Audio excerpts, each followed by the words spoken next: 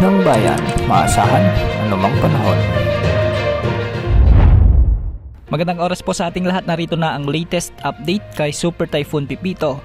Naglandfall na nga si Bagyong Pipito sa pangalawang pagkakataon sa bahagi ng Dipakulaw, Aurora kaninang alas 3:20 ng hapon. Huli itong namatan ng pag-asa sa vicinity ng Nagtipunan, Quirino, at sa mga oras na ito ay tinatawid na ang mga bayan sa lalawigan ng Nueva Vizcaya. Patuloy itong kikilos ng Hilagang Kanluran at sunod na babaybayin naman ang mga lugar sa bahagi ng Benguet at posibleng lumabas ang sentro nito sa bahagi ng Northern La Union o sa Southern Ilocos Sur. Taglay pa rin nito ang lakas ng hangin na umaabot sa 185 km per hour malapit sa gitna. Isa pa rin itong Super Typhoon category at may pagbugsong umaabot sa 305 km per hour. Napakalakas na pagbugso ito sa isang uri ng bagyo. Kumikilos ito ngayon ng 25 km per hour ng Hilagang Kanluran. At dahil nga dito nakataas pa rin ang Tropical Cyclone Wind Signal number 5 sa central portion ng Aurora, ang southern portion ng Quirino at sa southern portion ng Nueva Vizcaya. Ito yung mga lugar na sa mga susunod na oras ay tatawirin na ni Bagyong Pipito. Kaya magdudulot si Bagyong Pipito sa mga lugar na ito ng matitinding pag-ulan at malalakas na pagbugso ng hangin. Signal number 4 pa rin sa nalalabing bahagi ng Aurora, ang nalalabing bahagi ng Nueva Vizcaya, ang nalalabing bahagi ng Quirino, ang southern portion ng Ifugao, sa may Benguet, ang southern portion ng Ilocos Sur, ang buong La Union, ang eastern portion ng Pangasinan, at ang northern portion ng Nueva Ecija. Samantalang signal number 1 to 3 naman sa nalalabing bahagi ng Luzon.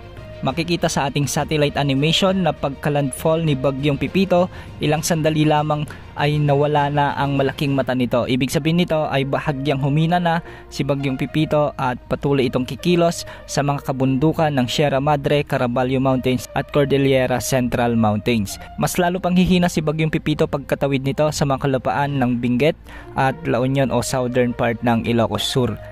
Posibleng maging isa na lamang itong severe tropical storm habang ito ay nasa West Philippine Sea. Ngunit isa pa rin itong malakas na bagyo. Ayon sa pag-asa, posible ang hanggang 3 metrong storm surge sa mga localities o sa mga kanayunan sa coastal areas ng Ilocos region, lalo na sa western coast dito. Ang southeastern ng mainland Cagayan, ang Isabela, Central Luzon at ilang bahagi pa ng Metro Manila sa may Cavite, southeastern Batangas at Quezon Province. Ito ay dahil sa patuloy na paglapit ni Bagyong Pipito sa mga katubigan ng ating bansa.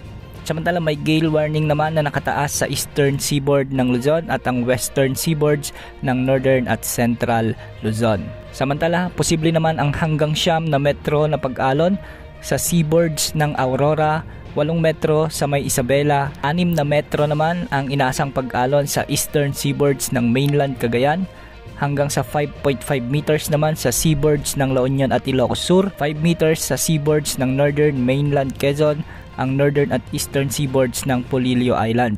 4.5 meters naman ang inaasahan sa seaboards ng Ilocos Norte at Pangasinan. Samantala hanggang sa 4 na metro naman ang inaasang pag-alon sa seaboards ng Babuyan Islands, 3.5 meters naman sa northern seaboards ng Camarines Norte, hanggang 3 metro sa western seaboard ng Zambales, ang northern at eastern seaboards ng Catanduanes, ang northern seaboards ng Camarines Sur, at hanggang sa 2.5 meters naman sa seaboards ng Quezon kasama ng Polillo Islands.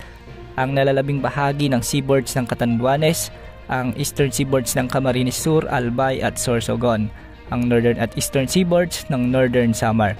Hanggang sa 2 metro naman ang inaasang pag-alon sa western seaboards ng Bataan at Lubang Islands, ang eastern seaboards ng Eastern Samar at Dinagat Islands. At dahil nga sa direktang epekto pa rin ni Bagyong Pipito, makakaasa pa rin ng mabagyong panahon ang Metro Manila, ang buong Ilocos Region, ang buong Cordillera Administrative Region, ang buong Central Luzon, sa may Isabela, Nueva Vizcaya, Quirino, Quezon Province, Laguna at Rizal. Hindi ibig sabihin nito na makakaranas ang mga lugar na ito ng napakabagsik na panahon, ngunit apektado ito ng outer rain bands ni Bagyong Pipito, lalo na sa mga lugar sa southern at northern parts ng sentro ng bagyo. Makakaasa naman ng mga pag-ulan at pagbugso ng hangin ang Occidental Mindoro, Oriental Mindoro, Marinduque, Camarines Norte, Camarines Sur, ang nalalabing bahagi ng Cagayan Valley at ang nalalabing bahagi ng Calabarzon. Posible ang mga pagbaha at pagguho ng lupa lalo na kung may mga umiiral na matitinding pag-ulan. Samantala sa nalalabing bahagi ng Mimaropa ay magiging maulap naman ang mga kalangitan, ngunit minsan ay may mga kalat-kalat na pag-ulan. Ito ay dahil sa trough o yung extension ni Super Typhoon Pipito. At sa nalalabing bahagi ng bansa, lalo na sa Visayas at Mindanao ay mga localized thunderstorms ang aasahan dito. Patuloy pong mag-ingat dahil sa mga posibilidad na epekto ni Bagyong Pipito.